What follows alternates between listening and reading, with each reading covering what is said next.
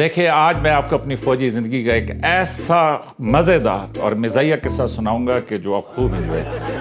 ایک دن head clerk صاحب ہمارے پاس آئے اور انہوں نے آ کے ہمیں کہا کہ رضا صاحب، کرنل صاحب نے فیصلہ کیا ہے کہ وہ آج یونٹ کے تمام افسران کی ACR لکھیں گے اور آپ کے ACR فارم کے اوپر فوٹو نہیں ہے، تو اگر 2 بجے تک آپ نے فوٹو نہ پہنچایا اور آپ کی ACR رہ گئی تو مجھ سے گلہ نہ کیا۔ ظاہر ہے وہ ہماری پرفارمنس رپورٹ تھی اور بڑی ضروری تھی، تو میں نے کہا کہ یار فوٹو تو فوراً بنوانے چاہیے۔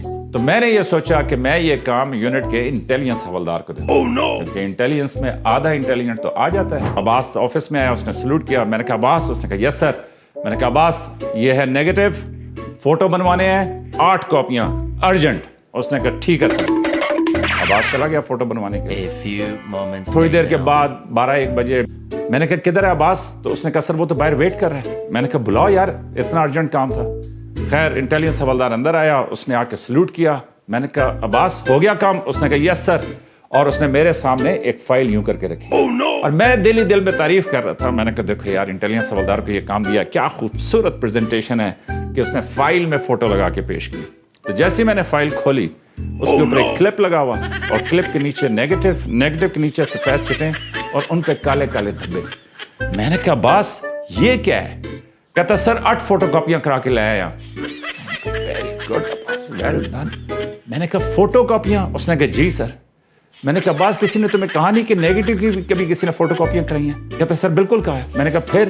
کہتا سر کوئی کر ہی نہیں رہا تھا، بڑی مشکل سے جا کے سیروز سینما کے پاس ایک دکان تھی جس میں استاد باہر گیا ہوا تھا، تو وہ نکے سے میں نے فوٹو کاپیاں کروائی ہیں۔ میں نے کہا ویل ڈن عباس۔ وہ کہتا ہوگا کہ تسی بھی پاگل تے تواڈے افسر بھی پاگل۔ تو میں نے کہا عباس تمہیں ایک دفعہ بھی خیال نہیں آیا کہ کبھی کسی نے نیگیٹو کی بھی فوٹو کاپیاں کرائی ہیں؟ تو عباس نے کہا سر آیا تھا۔ میں نے کہا پھر؟ اس نے کہا پھر میں سوچا شاید تواڈے ذہن چ کوئی گل ہوئے۔ میں نے کہا ویل ڈن۔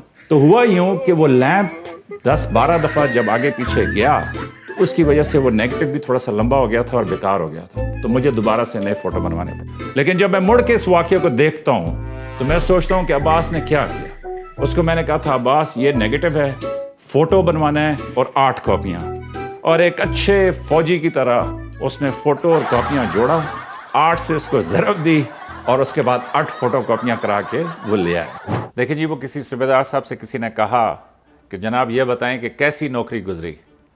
اس نے کہا سر 32 سال عزت بچانے کے لیے روزانہ بےزتی کراتا رہا۔ ٹھیک، تو یہ ہے فوج۔ تو ہوا یوں کہ کسی سپاہی کی شادی ہو گئی۔ سپاہی کی جب شادی ہوگی تو شادی کے بعد آپ کو پتہ ہے فوج میں 1 دن کی یا مطلب چند دن کی چھٹی ملتی ہے۔ کوئی بہت خوش قسمت ہو تو اس کو پیڈ لیو اس کو کہتے ہیں کہ جی وہ مل جاتی ہے، جو کہ 30 دن کی ہوتی ہے۔ اچھا، وہ سپاہی کی جب شادی ہو گئی تو ظاہر ہے وہ پھر بارڈر پہ چلا گیا۔ جب بارڈر پہ چلا گیا تو اس کی ساس نے اس کو خط لکھا اور اس نے کہا کہ جی تم نے میری بیٹی سے شادی کی ہے اور شادی کرنے کے بعد جو ہے تم بارڈر پہ چلے گئے اور وہاں عیاشیاں کر رہے ہو اور میری بیٹی یہاں پہ اکیلی ہے۔ سپاہی نے خط پڑھ کے اس نے کہا اچھا ٹھیک ہے۔ تو وہ پرانے زمانے تھے، اس نے واپس خط لکھا اور خط اس نے بھیجا اپنی ساس کو۔ جب اس کی ساس کو وہ خط ملا تو اس خط میں لکھا ہوا تھا کہ جی ساسو ماں السلام علیکم، آپ کا خط ملا، واقعی آپ صحیح کہہ رہی ہیں، میں یہاں پہ عیاشیاں کر رہا ہوں۔ تو اس طرح ہے کہ میں نے اس خط کے ساتھ نا ایک گرنیڈ بھی بھیج دیا ہے، اس کی اگر آپ پن نکال دینا تو انشاءاللہ مجھے 1 ہفتے کی چھٹی مل جائے گی۔ ٹھیک ہے، تو آج کا فوجی قصہ یہ ہے فوجی آئس کریم کے بارے میں۔ تو ہوتا یہ ہے کہ فوجی لائف میں ایک ایکٹیویٹی ہوتی ہے جس کا نام ہے ٹی بریک۔ فوجی تمام، چاہے وہ سپاہی ہے، افسر ہے، جو بھی ہے، وہ اکٹھے ہوتے ہیں اور بیٹھ کے چائے کا ایک کپ، ساتھ 2 بسکٹ یا کیک رس یا کیک جو بھی ہو، وہ اس کے اوپر گپ شپ بھی لگاتے ہیں اور ایک بریک بھی لے لیتے ہیں۔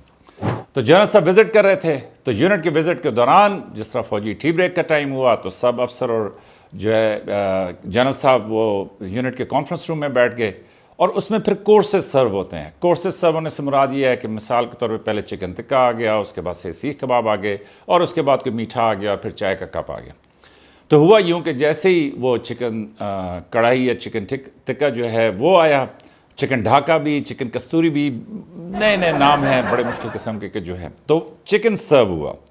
تو فوجی پروٹوکول کے مطابق پہلے جنرل صاحب کو ملا، جنرل صاحب نے لیا، اس کے بعد کرنل صاحب نے لیا، اور چونکہ یونٹ کا وزٹ تھا تو بیچ میں بریگیڈیئر وغیرہ نہیں تھے، تو کرنل صاحب نے لیا، اس کے بعد جو سینئر میجر تھے انہوں نے لیا، پھر جونیئر میجر نے لیا، پھر سینئر کیپٹنز نے لیا، پھر جونیئر کیپٹنز نے لیا، پھر لیفٹیننٹ نے لیا، اور آخر میں ایک نوجوان پیارے سے سیکنڈ لیفٹیننٹ کی باری آئی۔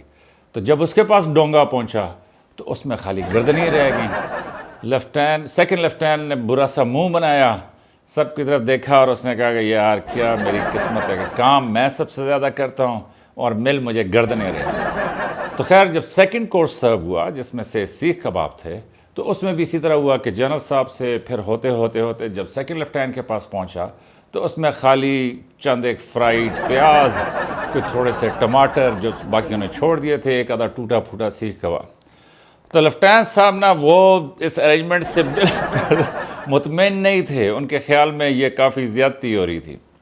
تیسرا کورس سرو ہوا سے سموسہ یا پکوڑوں کا، تو وہ بھی اسی طریقے سے ہوتے جب لیفٹیننٹ کے پاس پہنچا تو وہ بھربھرے سے وہ جو آخر میں کچورا سا رہ جاتا ہے پکوڑوں کا، وہ ان کو ملا۔ تو جنرل صاحب نے کہیں نوٹ کر لیا کہ سیکنڈ لیفٹیننٹ، گپ شپ چل رہی تھی تو انہوں نے نوٹ کر لیا کہ سیکنڈ لیفٹیننٹ جو ہے نا وہ نہیں ہے۔ تو جب آئس کریم کی باری آئی، میں نے آپ کو بتایا تھا کچھ میٹھا بھی ہوتا ہے، تو جب آئس کریم کی باری آئی تو جنرل صاحب نے کہا کہ gentlemen let's start in reverse order, second lieutenant Usama سے شروع کرتے ہیں۔ تو وہ ویٹر ظاہر ہے جنرل صاحب کا آرڈر تھا، وہ ڈونگا لے کے سیدھا جناب سیکنڈ لیفٹیننٹ اسامہ، اور اب اسامہ صاحب کی پہلی باری ہے آئس کریم لینے کی۔ تو فوجی من موجی قسم کے جو لیفٹیننٹ ہوتے ہیں، تو اس نے کیا کیا، اس نے کہا استاد اب میرے پاس ڈونگا آیا ہے نا، تو اب میرے پاس جو میری ساری حسرتیں تھیں وہ پوری کروں گا۔ تو اس نے صحیح بھر کے آئس کریم ڈالی۔ تو ظاہر ہے پھر وہ ڈونگا ریورس آرڈر میں چلتا جب جنرل صاحب کے پاس پہنچا تو اس میں کوئی تھوڑی سی ڈھیلی سی آئس کریم تھی۔ تو جنرل صاحب آئس کریم ڈالتے بے ساختہ انہوں نے لیفٹیننٹ کی طرف دیکھا۔ اب لیفٹیننٹ نے کیونکہ چھوٹی سی مستی کی تھی تو اس نے جنرل صاحب کی طرف دیکھا اور اس نے بے ساختہ کہا سر یہ پھیل گئی ہے۔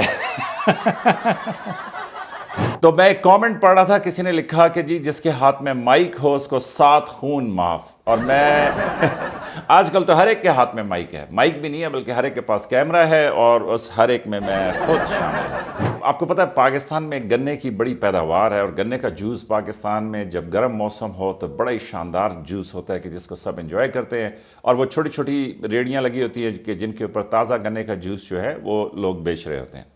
تو اسی طرح سے اور ساتھ اچھی خبر یہ ہے کہ پاکستان دنیا کا 5واں بڑا ملک ہے کہ جو گنے کی پیداوار کرتا ہے۔ تو گنے کا جوس کا قصہ یہ ہے کہ ایک فوجی یونٹ تھی، تو ادھر بھی گنے کا جوس جو ہے وہ بڑا اہتمام سے بنایا جاتا تھا، اور انہوں نے اپنی مشین بھی خرید لی اور ساتھ جو ہے نا پورا طریقہ سیکھ لیا کہ کیسے گنے کا جوس بناتے ہیں۔ آپ کو پتہ ہے فوجی ہم لوگوں کو سارے کام خود سے کرنے کا شوق ہوتا ہے، اور کچھ یہ آپ تنقید بھی کرتے ہیں، تو اس لیے میں آپ کو ایک اور راز کی بات بتا دوں کہ گنے کا جوس بھی وہ یونٹ خود ہی بنایا کرتی تھی۔ تو یہ جو یونٹ تھی یہ آپ یوں سمجھ لیں کہ منڈی بہاؤالدین کے قریب تھی، تو وہاں پہ ان کی یونٹ کی شہرت آہستہ آہستہ پھیل گئی باقی فوجی یونٹوں کے اندر کہ جی گنے کا جوس ان کا بڑا زبردست ہے۔ تو ٹی بریک میں نے آپ کو پہلے بتایا تھا کہ فوج میں ہوتی ہے، تو ٹی بریک کے دوران گنے کا جوس جو ہے یہ ایک نئی اختراع تھی، یہ ایک نئی جدت تھی۔ تو اس لیے ان کرنل صاحب کے پاس ایک اور کرنل صاحب نے کال کی، انہوں نے کہا یار سنا تو نے بڑا زبردست گنے کا جوس شروع کیا؟ اس نے کہا یس سر۔ تو اس نے کہا یار میں تیرے پاس آؤں گا کل تو ٹی بریک کریں گے۔ تو وہ خیر اگلے دن آ گئے اور جناب دونوں یونٹوں کے افسران بیٹھ گئے اور وہ ٹی بریک کے لیے وہاں پہ گپ شپ شروع ہو گئی۔ تو جو کرنل صاحب تھے جن کی یونٹ میں گنے کا جوس تھا، تو انہوں نے صفدار میجر صاحب کو ذرا آنکھ ماری اور کہا کہ صفدار صاحب ذرا زبردست قسم کا جو ہے نا جوس بنا کے لانا ہے، اور ادرک نا ذرا چنگا، وہ فوجی زبان میں کہتے ہیں مڑ کے۔ تو صفدار میجر صاحب چلے گئے اور جناب وہ گپیں چل رہی، 5 منٹ گزر گئے، 10 منٹ گزر گئے، 15 منٹ۔ تو کرنل صاحب نے ادھر ادھر کپتان صاحب کی طرف دیکھا اور ان کو اشارہ کیا کہ چیک کرو گنے کا جوس کدھر ہے۔ کپتان باہر نکلا، اس نے جا کے پوچھا تو انہوں نے کہا سر بس آ رہا ہے، بس 5 منٹ آیا، بس جو ہے نا بس پہنچنے والا۔ تو جناب خیر 5 منٹ وہ پھر اندر بیٹھ گئے، 10-15 منٹ اور گزر گئے، اب آدھا گھنٹہ گزر گیا تھا۔ کرنل صاحب نے پھر دیکھا تو انہوں نے کہا یار چیک کر لے پلانا ہے تو نے نہیں پلانا؟ انہوں نے کہا نہیں سر آیا بس ابھی۔ تو انہوں نے پھر جا کے کرنل صاحب نے چیک کیا، وہ کپتان کو کہا کہ یار چیک کرو۔ کپتان باہر گیا، صفدار میجر صاحب نے کہا بس سر ابھی بس 5 منٹ اور دے دیں، بالکل تیار ہے بس پہنچنے کے لیے۔ ٹھیک، تو خیر یوں کرتے کرتے آپ یوں سمجھیں کہ تقریباً گھنٹہ گزر گیا اور اب سب کا صبر کا پیمانہ لبریز ہو گیا، اور انہوں نے کہا کہ جی بس جو ہے یار پیش کرو۔ کرنل صاحب نے اس کو کیپٹن کو کہا کہ یار ایسسٹنٹ کو کہ بھائی اس سے کہو کہ جو بس ہے بس لا کے پیش کرے، ٹھیک ہے، زیادہ انگریزیاں نہ کرے۔ تو وہ جناب کپتان گیا اور اس نے ایس ایم صاحب کہا کہ صاحب بس جو ہے پیش کریں، ٹھیک ہے بہت دیر ہو گئی ہے. تو وہ جناب لے کے آئے تو وہ ایک گلاس، اور وہ بھی اب یوں کہہ لیں کہ جی آدھا یا آدھے سے بھی کم جو ہے نا وہ تھوڑا سا بھرا ہوا اور باقی سارا خالی. تو وہ کرنل صاحب بھی بڑی عجیب نظروں سے سردار میجر صاحب کو دیکھ رہے، کپتان بھی دیکھ رہا، باقی سب بھی دیکھ رہے. تو ایس ایم صاحب نے ویٹر کو ساتھ کہا کہ جی پلیز پیش کریں. تو سب چپ. تو انہوں نے جیسے پیش کیا تو جو کرنل صاحب مہمان آئے ہوئے تھے وہ بھی تھوڑا سا سٹ پٹائے، لیکن انہوں نے کہا پتہ نہیں کوئی شاید بہت ہی خالص گنا ہوگا کہ اتنا سا رس اس کے اندر سے انہوں نے نکال کے مجھے کوئی اسپیشل پیش کر رہے ہیں، یا ان کی ایس او پی ہوگی کہ تھوڑا سا پیش کرتے ہیں. تو انہوں نے جیسے ہی چکھا تو انہوں نے کہا اوئے ہوئے ایک ہی ہے. تو وہ کرنل صاحب جو میزبان تھے انہوں نے کہا کیا ہوا؟ اس نے کہا یار یہ تو بڑا ہی کوئی کڑوا سا جوس ہے. تو وہ صفدار میاں صاحب کو انہوں نے کہا کہ صاحب یہ کیا ہے؟ انہوں نے کہا سر ادرک دا جوس. اس نے کہا کہ ادرک دا کیڑا؟ اس نے کہا سر تسی آپ آرڈر کیتا سی کہ ادرک دا پورے گراں پھر کے گھنٹہ ہو گیا کہ پوری گراں چ اسی ادرک جمع کیتا ہے تے اے تھوڑا جہا دا جوس نکلیا تے اے میں پیش کیتا تھا سامنے. تو ہوا یوں کہ وہ جو کرنل صاحب نے کہا تھا کہ جی جوس اور ذرا ادرک منڈ کے، تو صفدار میاں صاحب میں نے آپ کو پہلے بتایا تھا کہ ان کا جواب یہ ہوتا ہے کہ سر جو آپ کا حکم جیسے آپ کی مرضی.